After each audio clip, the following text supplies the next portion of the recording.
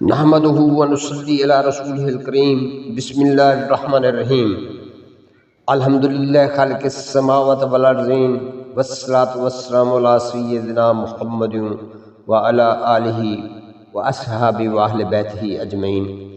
معزز خواتین و حضرات، میں نے اپنی گزشتہ ویڈیو میں عشرہ مبشرہ کے ناموں کی ترتیب حروف تہجی کی مدد سے نام حاصل کر کے ان کو ترتیب دیا تھا، جبکہ حدیث پاک میں اس کی فہرست قدرے مختلف ہے۔ اس قیاس کے پیش نظر کہ آپ صلی اللہ علیہ وسلم نے اصحاب کرام کی فضیلتوں کے پیش نظر درجہ بندی کر کے یہ ترتیب دی ہو، حضرت ابوبکر صدیق کو پہلا نام اور حضرت ابو عبیداللہ بن جراح کو 10واں نام دیا ہو، یہ اللہ اور اللہ کا رسول ہی بہتر جانتا ہے، لیکن میں نے اس قیاس کے پیش نظر اپنی فہرست میں وہی ترتیب لانے کی کوشش کی ہے جو حدیث پاک میں بیان ہوئی۔ یہ ویڈیو اس مقصد کے پیش نظر بنائی گئی ہے۔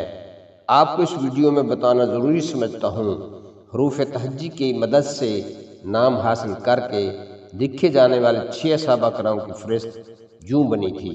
نمبر 1 حضرت زبیر بن عوام، نمبر 2 حضرت سعد بن ابی وقاص، نمبر 3 حضرت سعید بن زید، نمبر 4 حضرت طلحہ بن عبیداللہ، نمبر 5 حضرت عبد الرحمن بن عوف، نمبر 6 حضرت ابو عبیداللہ بن جراح۔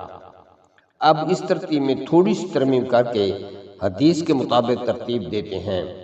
6 مذکورہ فہرست میں حضرت زبیر بن عوام سے پہلے چوتھے نمبر پر آنے والے حضرت طلحہ بن عبیداللہ کو پہلے لکھیں اور 5ویں نمبر پر آنے والے حضرت عبد الرحمن بن عوف کو حضرت زبیر بن عوام کے بعد لکھیں، تو اس طرح نئی فہرست بالکل حدیث کے مطابق تیار ہو جائے گی، جو اس طرح سے ہوگی: حضرت ابو بکر بن ابو قحافہ، حضرت عمر بن خطاب، حضرت عثمان بن عفان، حضرت علی بن ابو طالب، حضرت طلحہ بن عبیداللہ، حضرت زبیر بن عوام، حضرت عبد الرحمن بن عوف، حضرت سعد بن ابی وقاص، حضرت سعید بن زید اور حضرت ابو عبیداللہ بن جراح۔